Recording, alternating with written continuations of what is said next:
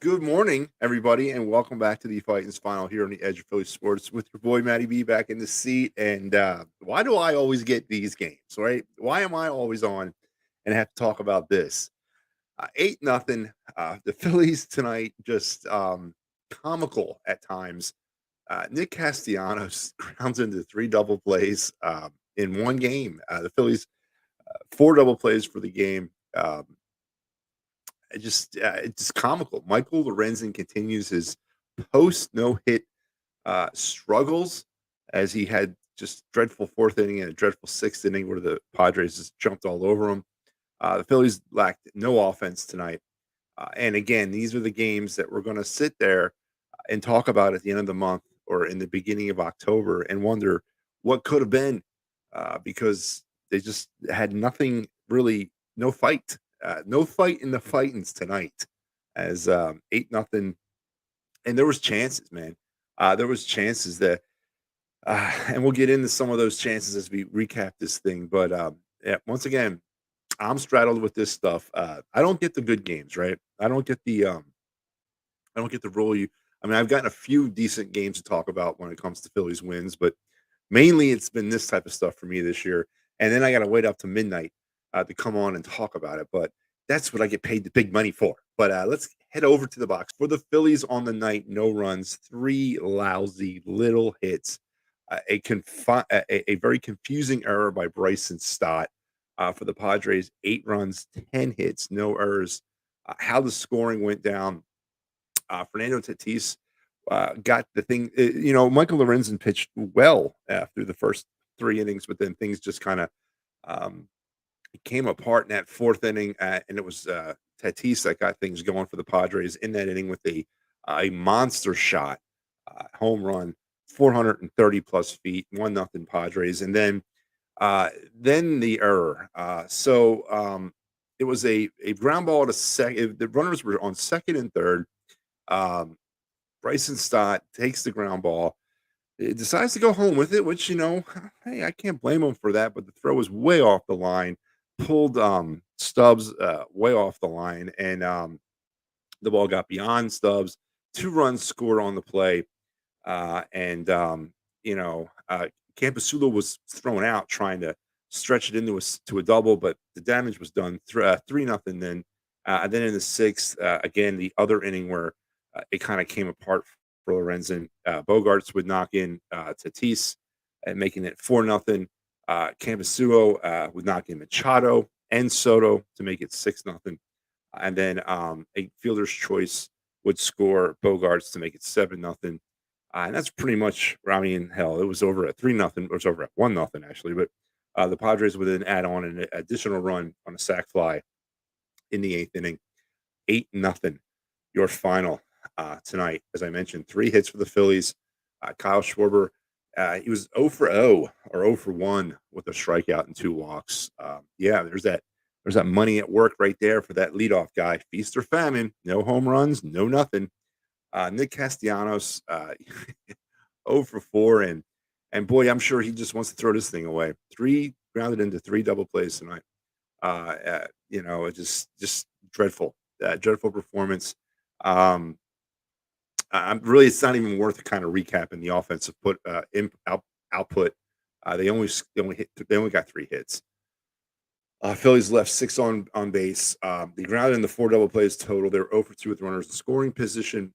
Michael Lorenzen, again, 6 just not good innings. The first 3 were good, and then just nothing after that.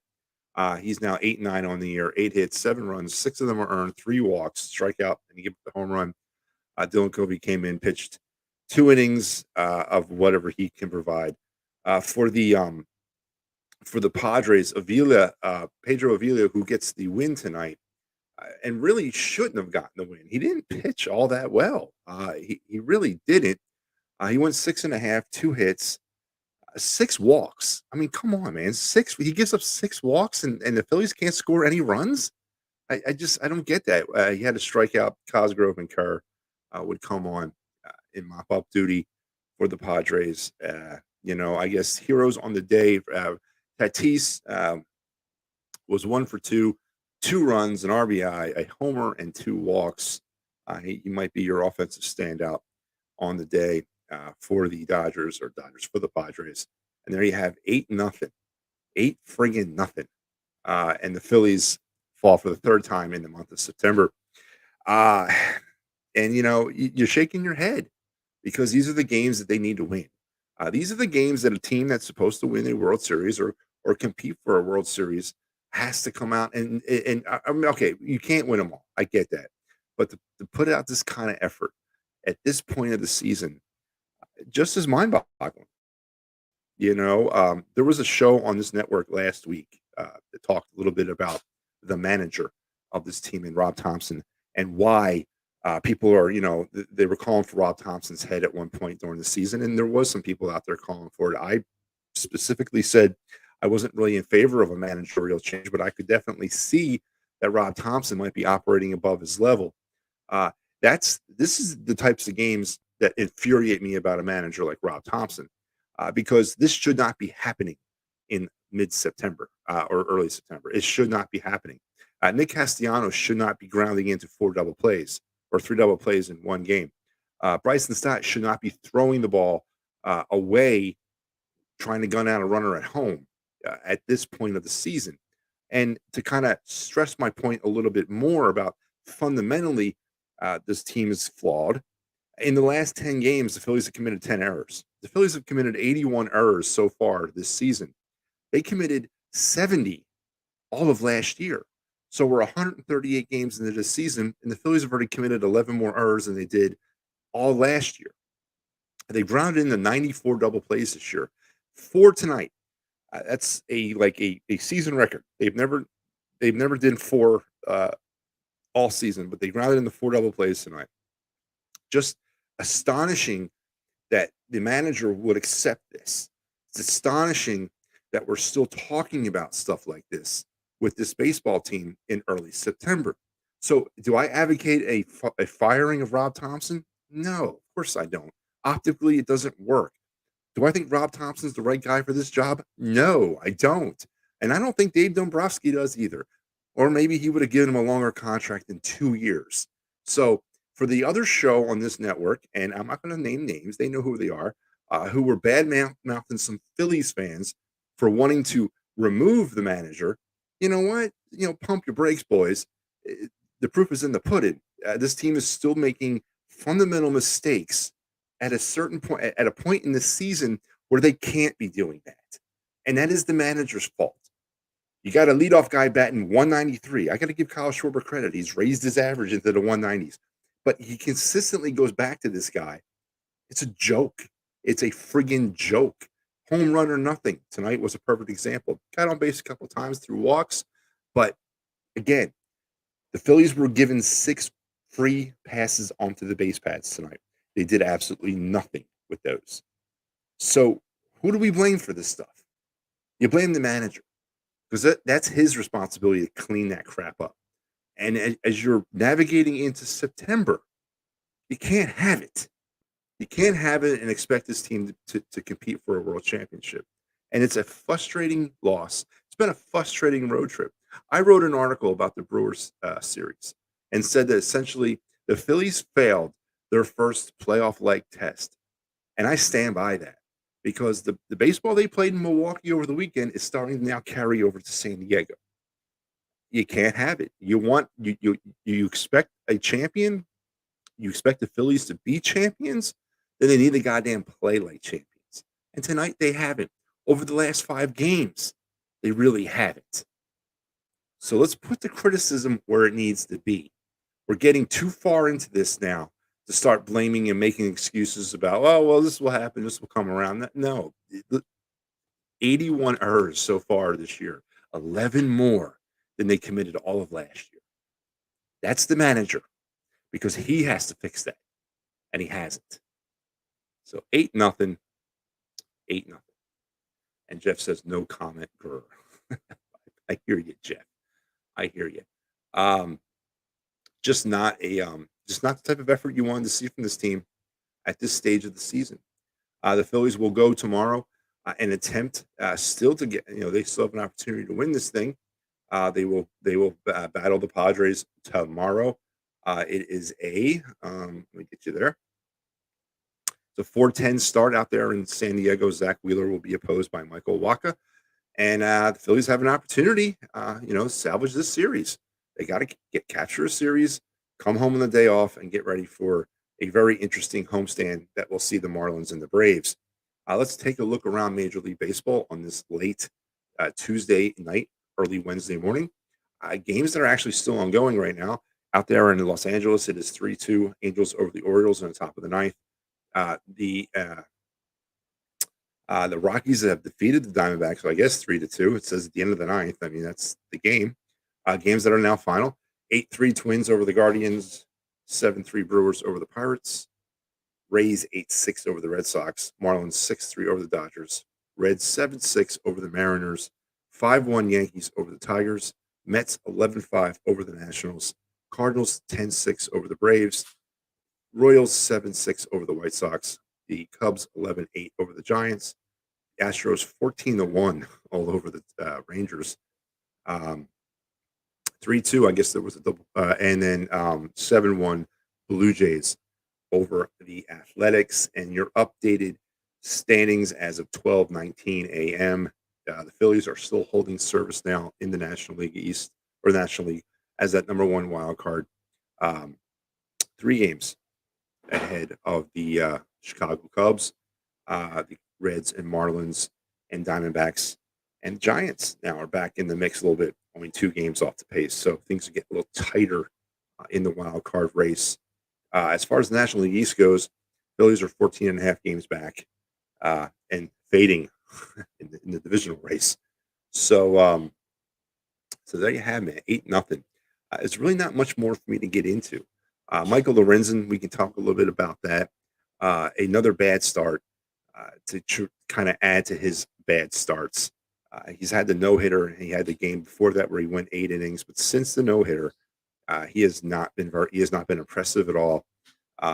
Just kind of lacked the consistency with his command, and then had those 2 really bad innings that chased him from the game. Just not, again, a trade deadline move. Needs to be a little bit more consistent. And right now, a lot of talk about the Phillies rotation and pitching in general as we get to this very critical part of the season.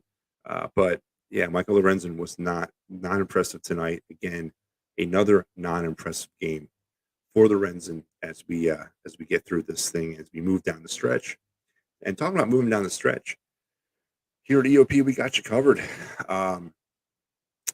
Tonight was some Kelly Greenhour Birds of the Roundtable Chalk Talk, and you're with me here on the Phightins Final tomorrow. Another big day as we get closer to the start of the NFL season. The draft show, Killing Me Smalls, Party on Broad, Philly Press Box Radio Show, Edge of Philly Sports Live, and then it'll be me actually. But I'm not last in that lineup tomorrow. It's a 4:00 start, so I'll be coming on somewhere in between Party on Broad and Philly Press Box Radio to sum up this game. And then Thursday, and then you see the rest, and then everything is geared towards Sunday. Eagles, Patriots. We got you covered. Dolan's Bar and Grill also has you covered down there at Ridley Park. If you want to go to a place that provides you quizzo, music, great times, and memorabilia giveaways, look no further than Dolan's. And if you want to travel like the pros, look no further than Philly Sports Trips. Obviously, is that Mets trip next summer. But of course, if you want to get a little bit more current, you got this trip going down to Tampa here in a couple weeks to catch the Eagles. And they're actually on a Philly Sports Trip right now in San Diego. So if you want to travel like the pros, head over to Philly Sports Trips and check out all they have to offer. And then once you're done with that, head over to Sherry's Tickets and the great prices, no hidden fees, and the additional 10% when you enter that promo code EOP10. And then after all that, Dave Cherry is waiting for you. If you have workman's comp, motor vehicle accident, personal injury, or criminal law questions, 610-565-0300. And he will give you the best he can. A site bet, he'll do a lot better than what the Phillies did tonight. 8-0, 3 hits, 4 double plays. Castellanos hit into 3 of them. They let the San Diego pitcher Avila off the hook after issuing 6 walks. Um, the San Diego pitching staff issued 7 walks in total tonight, and the Phillies could do absolutely nothing with those 7 walks. And just a poor offensive evening um, across the board. And the Phillies fall 8-0, thus ending the little mini winning streak there. They had 2, and now they'll go back to the drawing board tomorrow afternoon in the getaway game at 4 o'clock start in San Diego. Michael Waka opposed by Zach Wheeler. As the Phillies have a chance still to take this series and then come home on Thursday and get ready for those Marlins and Braves as they will be in next week. And as I mentioned, tomorrow, make sure you're with me. I'll be back sometime in the early evening, right after the Phillies Padre game. And hopefully we're recapping a Phillies win and a Phillies series win. Until we talk again, go Phillies. Remember to hold blame and accountability to Rob Thompson for some just bad managing. You don't ground into the 4 double plays in one game. You don't commit 11 errors more than what you did all of last year without bad managing. So let's not forget to hold that man accountable. But until we talk again, go Phils. I'll see you.